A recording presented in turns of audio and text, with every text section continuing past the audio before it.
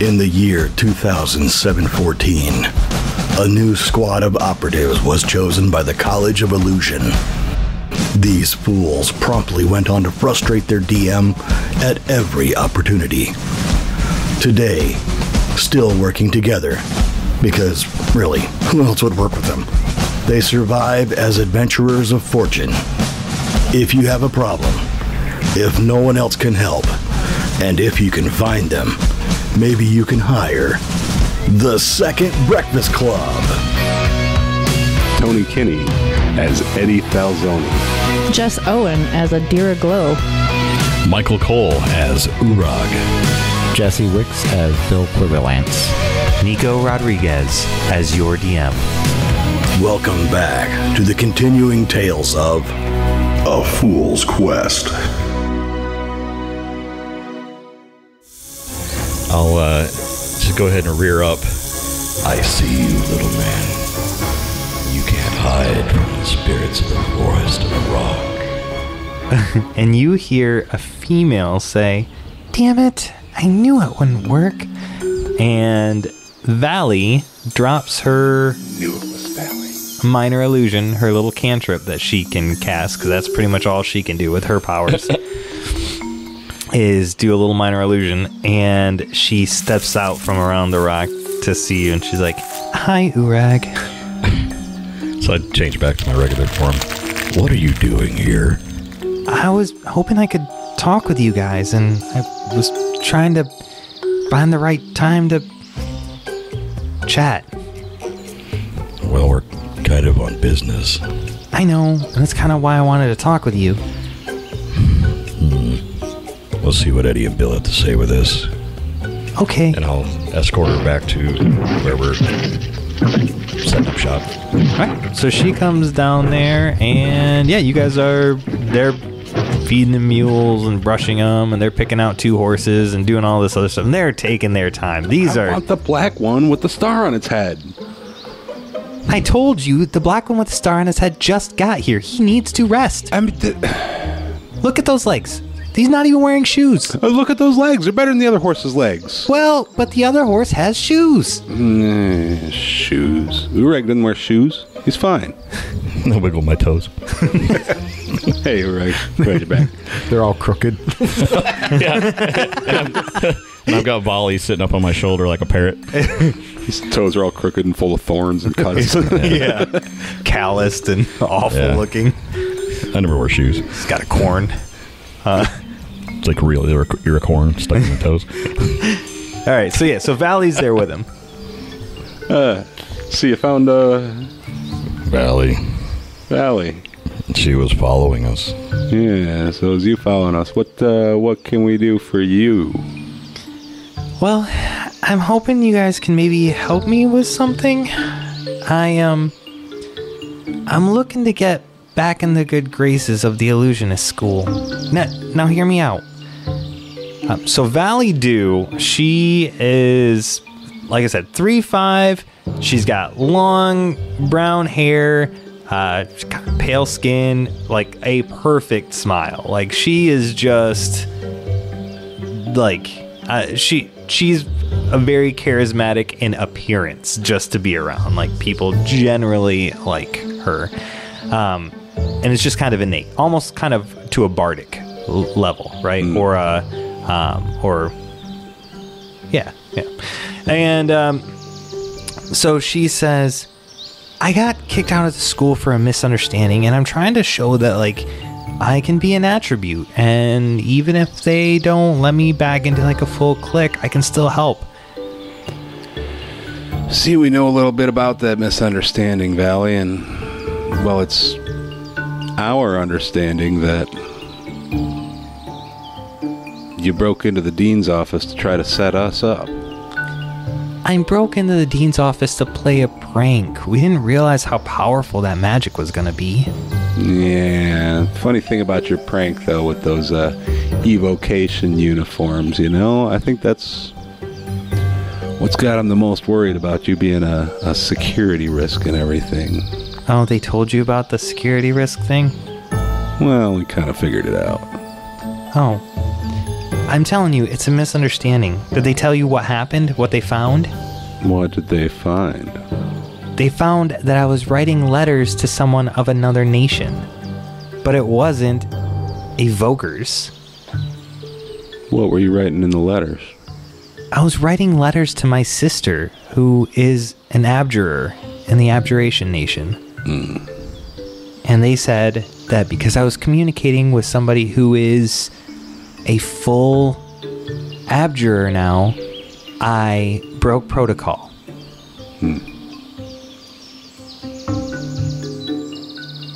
It does seem a little unfair. But how do you think we can help you? Well, I guess I'm just like trying to prove that my loyalties are here in the Illusion Nation. Like, yeah, she's my older sister, but I mean, we're not at war with the Abjurers. They're literally our next door neighbors. We have the best peace treaty agreements with them, even though they are weird in their little turtle shell of a nation. So I figure if I come with you and I can prove myself, and maybe you guys could vouch for me, your word probably goes a long way with Dean Smelting right now. Yeah, we do have some credit with him at the moment. What do you guys think? I think, Did I already speak? I already spoke frankly with her and asked her if she served, right? I think that was Hermione. Or I don't think we talked to Valley before. You haven't talked to Valley. Mesa. You talked to Mesa before. That's what it was. Yeah, I'm gonna use Charming Ope and attempt to. There's no roll for this one. When you speak frankly with someone, you ask their player a question from the list below. They must answer it truthfully. Then they may ask you a question from the list, which you must answer truthfully. So I'm just going to ask her, who do you serve? I would like to serve the Illusion Nation, if they let me. Okay, so she can ask when I return if she wants, but as far as I can tell, she's being honest. It's up to you if you want to take pity on her, but... What are you guys doing? Is what she asks you in return. You don't need to know that. But you have to answer. What are we doing? You fucking cheater! You didn't roll that. The answer. I didn't say. We're doing a mission for the School of Illusion. That's up to Eddie here if he wants to disclose any details of it. It's his mission. Yeah, we're headed to New Hibira. I'm not going to tell you why, though. But look, there's no objections. I think you could come along, but you got to understand, we don't particularly trust someone who's used hostile magic against us once already. So we're going to be keeping an eye on you. Yeah, that's totally fine. You can keep an eye on me. Yeah. I want you to. I want you to say that I'm doing my best for the Illusion Nation. All right. I personally feel like she's crashing the boys' club. I, member and good standing of the He-Man Woman Haters Club, do solemnly swear to be a He-Man and hate women and not play with them or talk to them unless I have to, and especially never fall in love. And if I do, may I die slowly and painfully and suffer for hours or until I scream bloody murder. That's just my thoughts.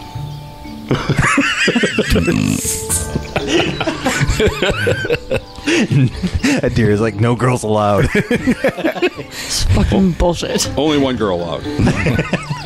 What girl? Oh, right. Shit, sorry.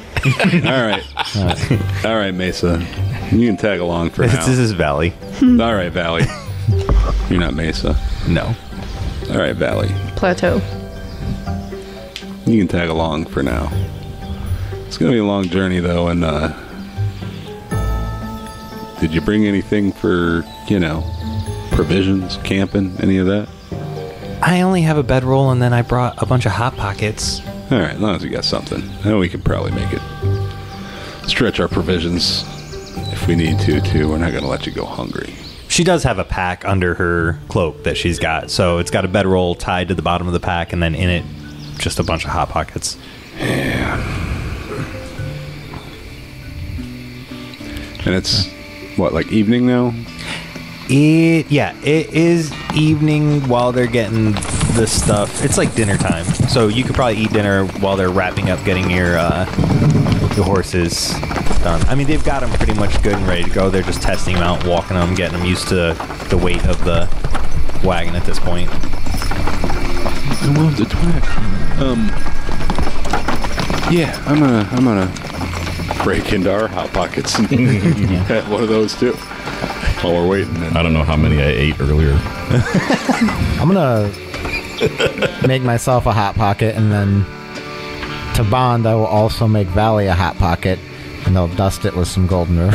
I'm gonna use silent image to make Valley a hot pocket, giant halfling-sized hot pocket. The next time Uorag gets drunk. Stop looking at me like that. Like what? Like you've seen me naked.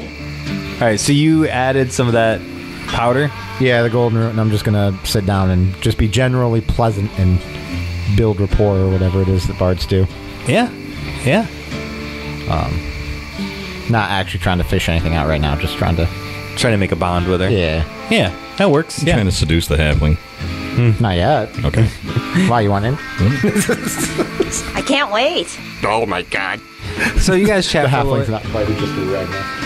The horses are good to go. You break into your hot pockets. You can probably get another 2.5 hours on the road before you'd really need to stop and break for camp. So you could do that, or you could stay here on the ranch if you wanted. You'd still have to camp outside here at the ranch, but they've got like a well, and they've got people around and stuff like that. I mean, it's a lot of safety added for not much time lost, right? Yeah, I guess it's probably the better safe than sorry. I will set out first thing in the morning and make some good distance tomorrow. Camp at the ranch. All right. So you guys throw your camping stuff together at the ranch. You're hanging out. And in the middle of the night, are you guys setting watch? Or are you just like relying on the people around to keep an eye out and stuff like that?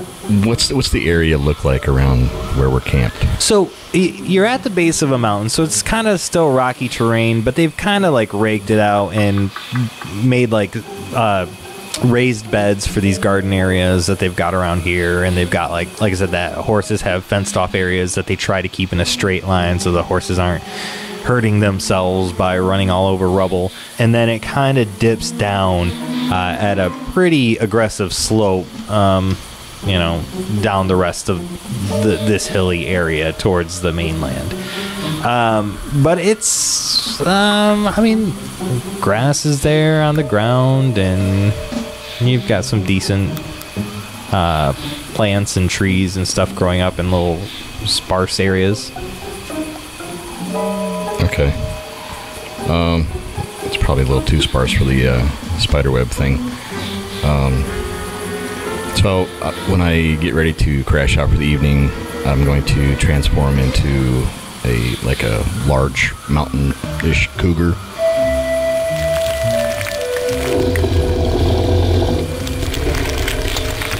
Okay. With antlers. Okay. It's for hearing and night vision. Okay. So is that how you're going to sleep throughout the night? Yeah, and I'll sleep on the bed.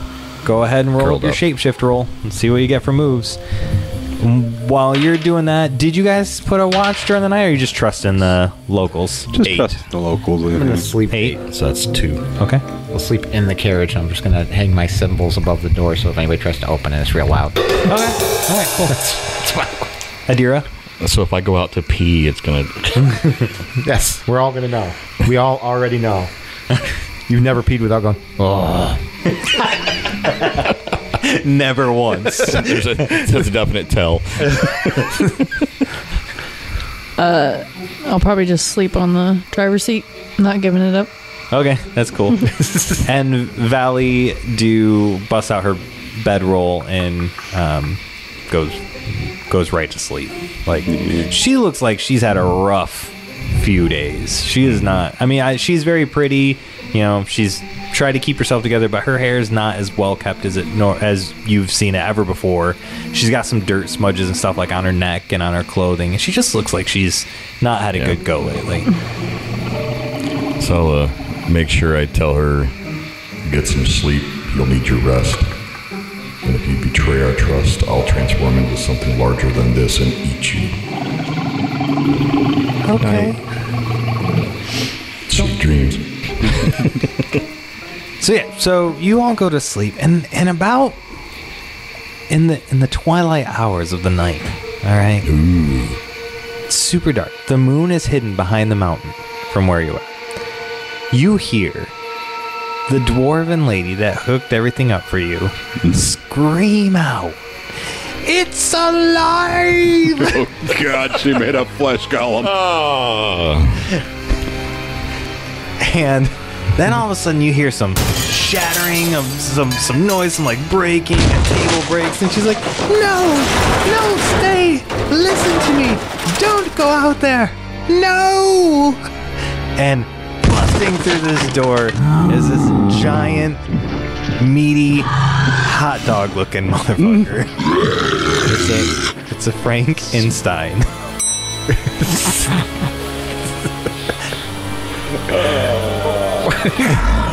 So it hurts us. And he comes. It burns us. He comes charging at you, but you're all awake. All of you are awake, and you've got plenty of time to form up and get ready.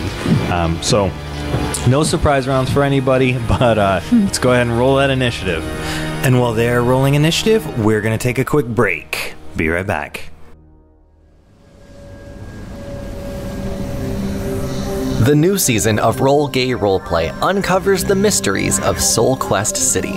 This comedy fiction story follows 4 detectives: Bay, let's go kill somebody; Linspector Saint Tit, obviously I'm a man of sophisticated cigarette taste; Rux Baldacchino. Hey, did you say hot dog? Make sure they're like regular hot dogs, no ketchup. And Zastasha Felzar. Hashtag live, laugh, love. Hashtag tentacle. Hashtag bailing you out. As they search for clues and unlock secrets, one client at a time. Season 5 of Roll Gay Roleplay is available now on your preferred podcast platform.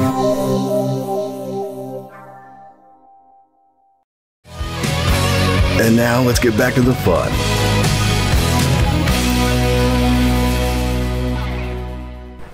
All right, so back to rolling initiative. So Eddie, you're first. Frankenfurter. Frankenfurter-Einstein. His real name's Oscar. Yeah. I think I'm going to use my wand of double vision to turn Adira and myself invisible. Okay. Use a charge. 7 because the wand. Hey, 7 works. But then I have to... I'm going to take the -1 ongoing to cast spells. Okay. So we are both invisible. You both disappear. Uorag. I charge out of the carriage and charge right at it to attack. Alright, so you open the door, the symbols go everywhere, and you charge right at it to attack. And it's charging at you, so you can meet it head on. You two just go right to town. Yep. Melee, right? Yeah, hack and slash. Yep. Unless you're going to do a move. So what moves would a giant cougar have? I'm assuming you'd have something like a pounce or like a bite, and like where you tear and rend and try to disable.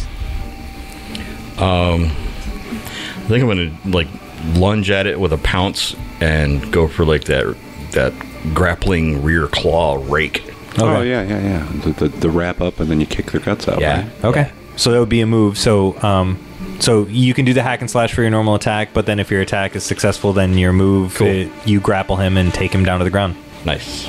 All right, that's a roll plus strength. 3. That's 8 plus strength. 9. So I deal my damage, but he gets to make an attack against me. Yep.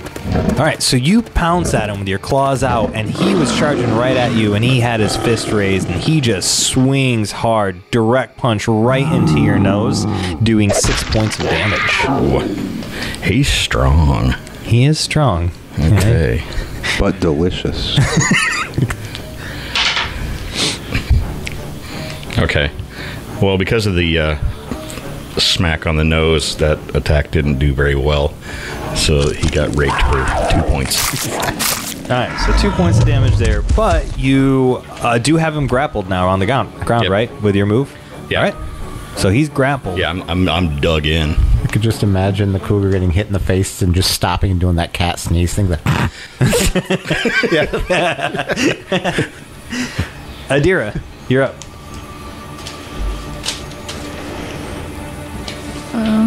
And then he's after me, right? No, he just got tackled down to the ground, so he's prone. He's prone. He goes after you, yes. Oh, yeah. His turn is after yours. He's not chasing you, though. Yeah, I was wondering if I could aid or interfere. You could definitely aid if you wanted. So how do we do that with a roll plus bond? We replaced bond with whatever makes sense for that logical thing. So if you're aiding by, let's say, holding him down with Uorag, then we would add your strength. Okay. So that's what I'm gonna do. I'm gonna try to aid in holding them down. Oh, natural 12. Oh my god! Oh, all right. So that's crit. Roll again. Plus my strength is a 14. Yeah. And I was invisible, doesn't that? Until I attacked. But I don't know. Second roll was a 6. Okay. Don't you have something that does additional damage though if you critically hit? I mean, you're just trying to aid, so I don't know what that ability did. Oh, the aid or interfere. Oh no, you cripple someone with a critical hit. But I wasn't hacking and slashing. But what I will say, because it is a crit, when you press down, you feel his hot dog meaty knee snap. So his one knee breaks into hot dog juice just squirts out the back of his leg. The hot dog flavored water. Yeah, so Uorag gets +1 or -2, my choice. What does that mean? If it was a bad guy, if you were hindering, they would get -2. Okay. But you're helping, so he's +1 on his next roll. All right, all good? Is that it? Yep. Okay, cool. That was fun. Yeah. And I am actually exposed to danger, so he is going to focus his attack on me. All right. I mean, if he can get up. If he can. Yeah. Oh, actually, it is his turn. So he's going to use his other meaty hot dog leg and try to kick you. I will try to kick you. Ooh, and that is an 11 to hit. So I mean, you broke his leg. Just instinct. Hot dog, big Frank instinct. Just kicks back at you. And, oh my god, does minimum damage. 4 points of damage. He critically grazed you. He critically grazed you. He just kicks you with his hot dog leg, and you feel a hot dog smash against your head. Which puts me into a rage because he attacked me, right? If you want, yeah, you can fire up the rage, yeah. All right, time to glow. I feel like you just got hit by a Nerf bat. Frying up weenies. And he doesn't try to break free from or yeah, he does. He will. So he's gonna do opposing strength checks with Uorag. And Uorag, you get a +1. Okay. Oh. 6 +1 is 7 plus 2 8 9 plus the extra 1 10. Yeah, no, he got an 8. So he's still pinned down, just kicking and flailing. His one meaty leg is broken, and his other one's trying to hit Adira. No, literally, we are doing all the work. Anybody want to help? And now it's over to Bill. You're doing great. Additional 2d4. Uorag, I've never seen such a cool cougar. Is it a cougar? Something like that, yeah. Leopard, whatever you are, you're a scary cat. No, that's actually what they're called. Scary cats. Meow meow. I'm gonna roll to see if it is a 17. I roll or a 7. I rolled. Sorry. Yeah, no, that's my charisma's a 17. Yeah, yeah, 17 on 2d6. That's correct. So a 7. Yep, 7 to trying to buff Uorag, give him the heal and the damage going forward. So there should be 7 should be a success. Just something happens, correct? Yep. Okay. So in the meantime, I'll roll his healing. All right. So you heal for 7, Uorag. Damn, I wish I had chosen to attack.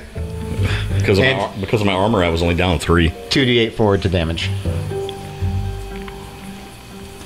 And what was your what's the bad thing that happens? Arcane art says either still works, but you draw unwanted attention, or it reverberates to other targets affecting them as well. Just heal the hot dog. So you healed some of the hot dog too. Yeah. All right, how much did you heal? 7. 7. I'm not giving him the full 7.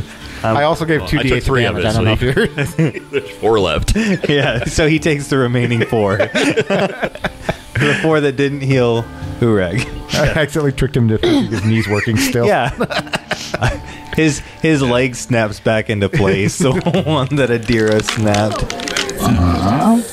I would like to point out that when I do all this, I lean out the door of the cabin and start cheering him on, but I don't come out. Seems like a lot. All right, we're back to Eddie. Look, you get to choose something he loses. You should have just said the will to fight. I didn't, though. I'm still invisible, so I'm going to go up and around behind him and bonk him on the back of his hot dog melon. All right. Hot dog melon. With my blackjack. Yep. All right. Oh, that's 10. What? Wow. I've got a 6 and a 4, and I was like, that's 7. Do I have anything to add to it? But that's not 7. That's 10. So, yeah, I guess I bonk him for 4. Plus 2d4 3 damage. Okay. All right. And then... Oh, it's my turn. It's Urag's turn first. Oh, yeah. And then Adira. Right. Back to the hack and slash. Yep. Since I've got him there, I'm just going to start trying to maul him. Okay. 6 plus 4, 10 plus 2, 12. That hits for sure. Da-da-da. It's D8 for red and claw, so that's 4 plus another 2d8. 2d4. Is it 2d4? Is it 2d4 or 2d8? Okay. The d8s are for healing. I'm sorry. Okay, gotcha. One of these days on the I was like, I was doing all that wrong. So he's already taken, what, 4? He got healed for 4. And hit for 3. He got hit for 3, then healed for 4. then got one damage that I rolled. Oh, and then is 2 on the dice plus the 2 for strength, so that's 4 plus 2 more. So 9, right?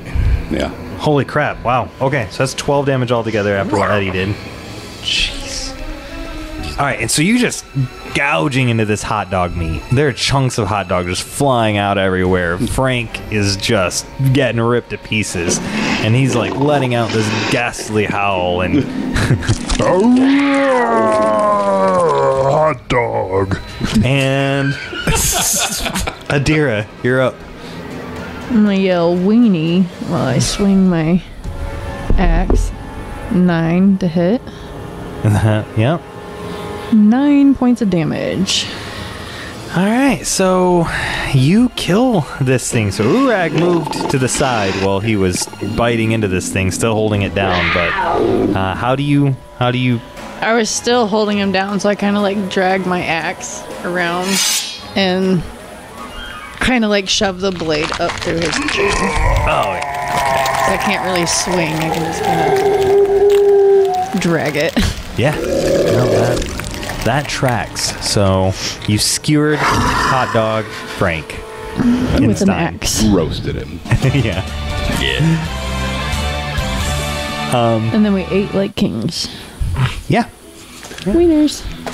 And I totally forgot I was going to have Valley helping in this fight. But I forgot she was there because everything got so wild. So she put a minor illusion on herself and hid next to the wagon as one of the wheels. I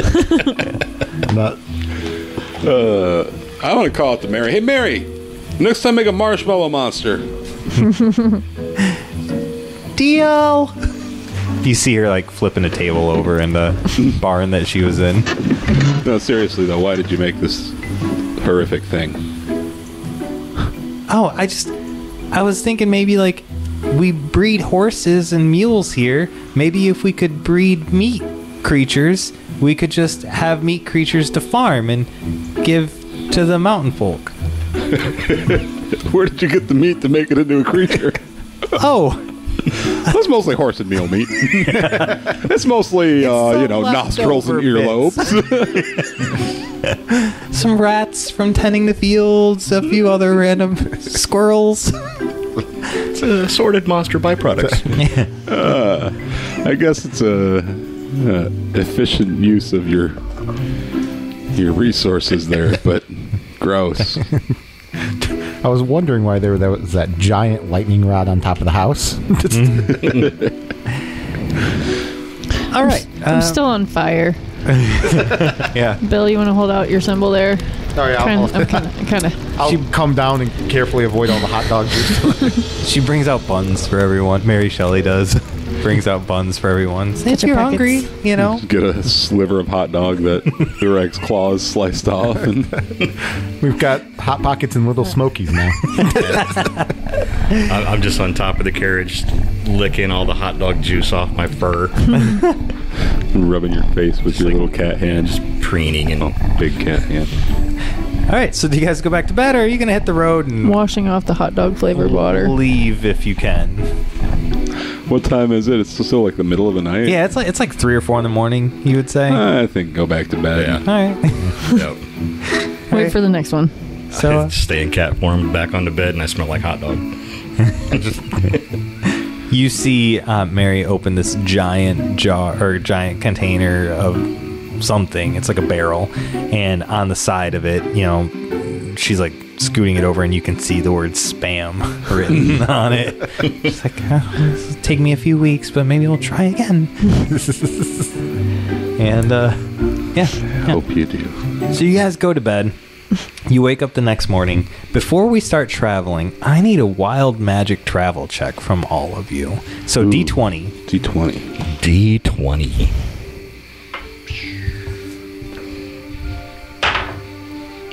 11. 18. 19. 7. I thought that was a 1 because I cannot see. Oh no, that's still 2 events. Oh no. So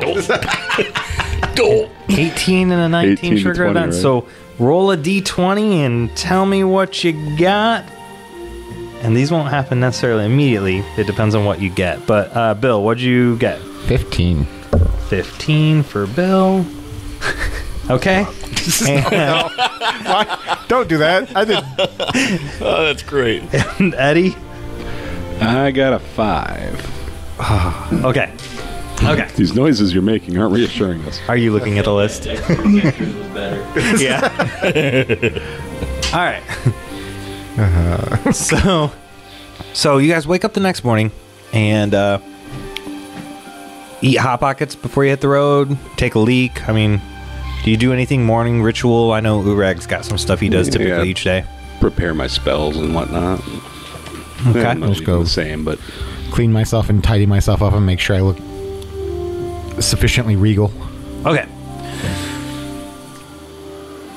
Bill, you get out of the wagon and you start walking, kind of still half asleep, waking up, going through the motions.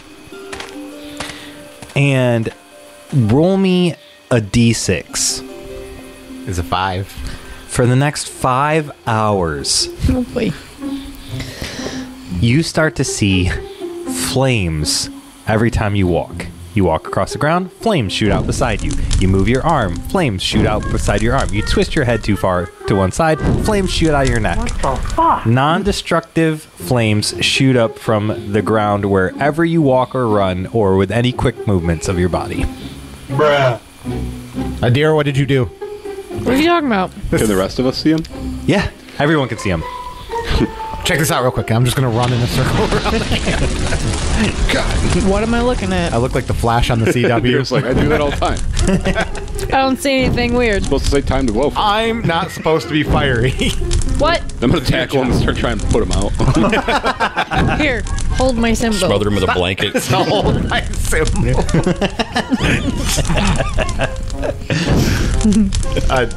Just follow behind him and not really try to put him out, but I'm just going to pat the ground that's on fire behind him. Stop it. And the fire just keeps burning wherever you walk. It just keeps stays burning. fiery? It just stays It's for just- 5 hours. That's the trail of fire. But everywhere he goes, Everywhere you and go. it doesn't go out. Yep, for 5 hours. But it's non-destructive, so it doesn't hurt anyway. It's just illusion. Yeah. It's going to suck And for also, stealth. hopefully no one's following us because they're going to have an easy time with it. Which way do they go? Follow the flame. Yeah. Valley would not have had a hard time keeping up now. I'm going to climb some trees real quick. Hold on. Set the forest on fire. Climb a tree.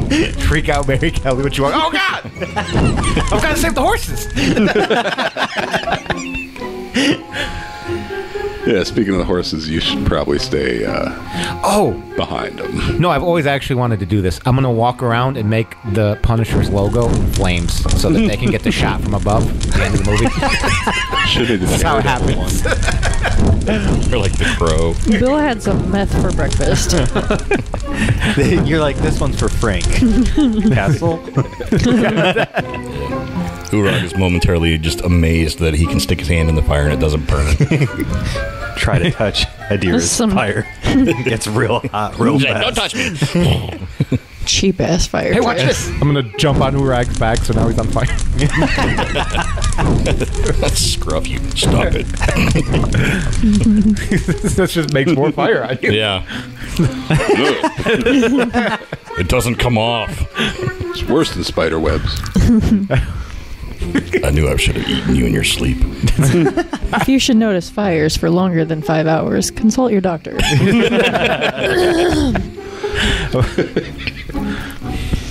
All right, so you make your way down. Another commercial coming up. I can feel it. So I'm going to dance on the roof of the Oh my god.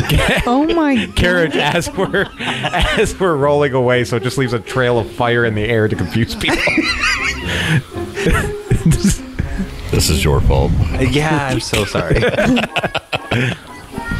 So you make it down the path, down the road for a while. Somehow. And you travel for about 2 hours, and you get kind of down near the river, and you start to hear... We see a van down by the river. You start to hear strange noises from the woods, like whining noises from certain animals. As you're getting down in like a more wooded area once you leave the mountains, and you start to hear these strange noises.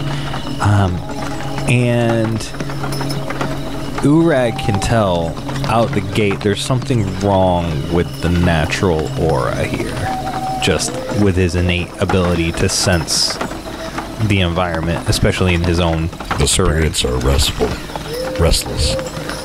Edit that. Edit that.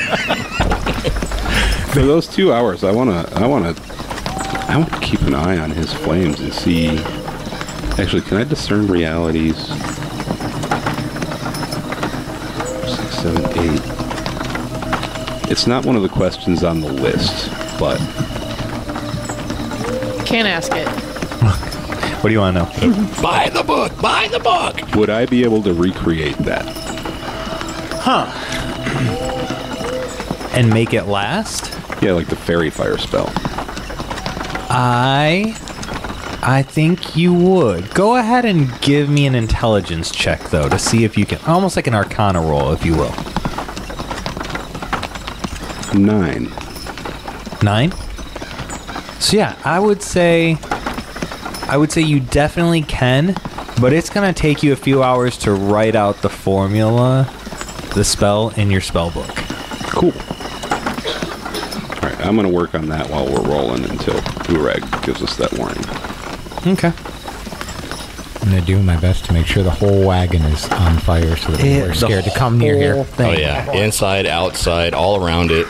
You put your foot down on the wheel as it's spinning, as it's rolling, so the whole wheel is now looks like they're just on fire. Yeah. Slap the spokes as they go by. It's like I'm getting the whole thing. Carriage ride from Ghost Rider. So these cries from the wilderness,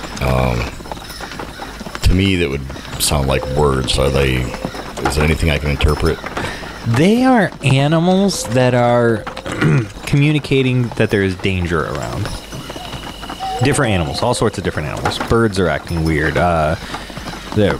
Raccoons are acting weird. Like beavers are acting weird. All sorts of things are acting weird. And this is the Anuxi forest? No, you are. You're still a good ways away from that. Okay. Oh, that's right. We gotta get to the way station and stuff first. Yeah. Lisa's something. Lisa's hold. Yeah, so you had just come down the mountain, you'd gone to the dam, and you had finished coming down the mountain, and you're getting... There's a river that flows from the Forsaken Lake, a small river that flows from the Forsaken Lake and into the ocean. And that you've come down to near where that river is, and you're going to follow that river. You're going to follow it southwest, kind of along the wrong way, down till you get to this really big bridge, and then you'll cross this bridge and start traveling east from there. So that's where you're at. You're in a lightly wooded area. It's not like a big forest area like the forest of Anuxi. Okay. All right. I will relay to everyone the nearby animals warn of danger. We should take caution. It's not the fire, right? No, not the fire. There is something in the area that has spooked them. Let's keep our eyes peeled while we... Yeah, I don't think we're hiding from anything, so... keep moving here. So, since I'm still in cat form, I'm going to follow parallel to our current course, but off to the side in the nearby brush. Okay. Alright, so as you go into the brush, you start to see there are strange markings along the trees. Like something brushed into them, maybe burned them. Different spots show like... It looks like a big carapace rubbed against them and scratched the bark off one side and did it in a path across some different things. Some of the brush has been trampled down. That you notice you could follow further into the woods if you wanted, but you are picking up a trail here that looks like something unnatural has gone through this area.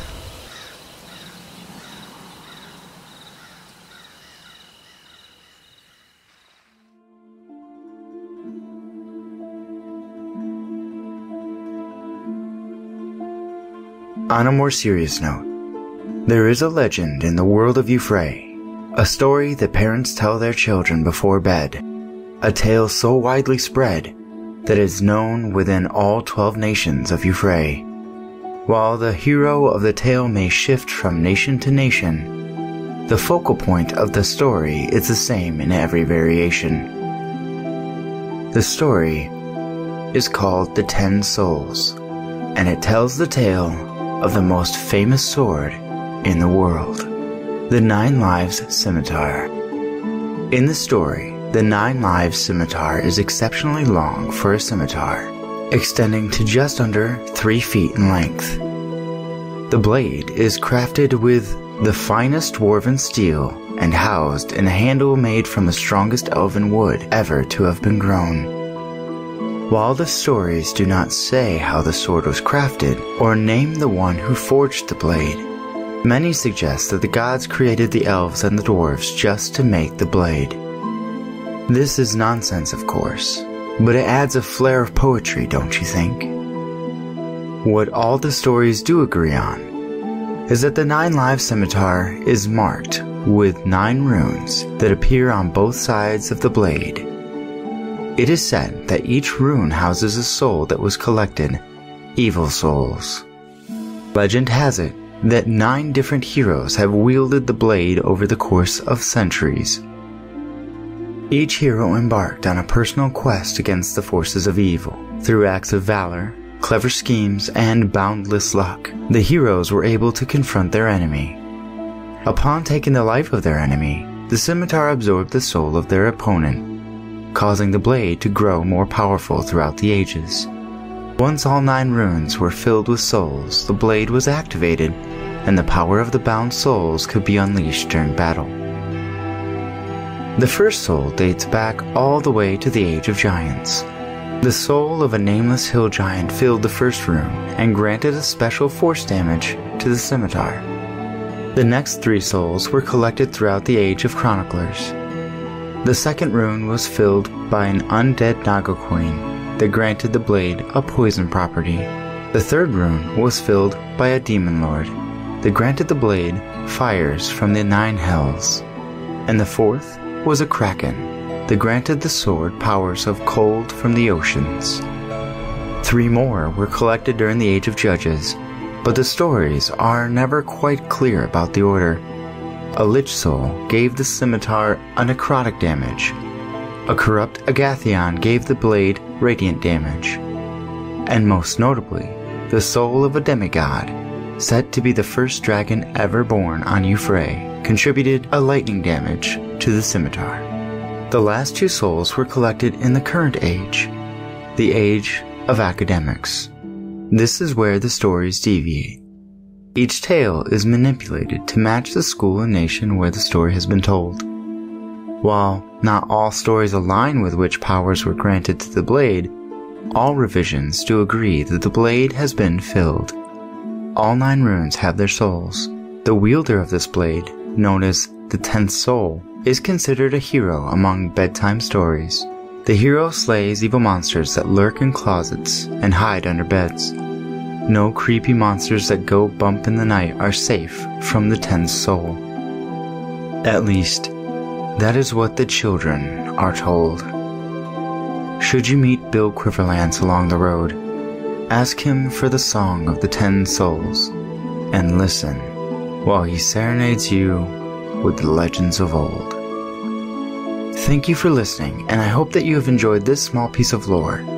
If you would like more tidbits, or maybe to see maps or talk to the cast and crew, be sure to follow us on our social media, or join our Discord. All of those links, and more, can be found at www.afoolsquest.com. Thank you.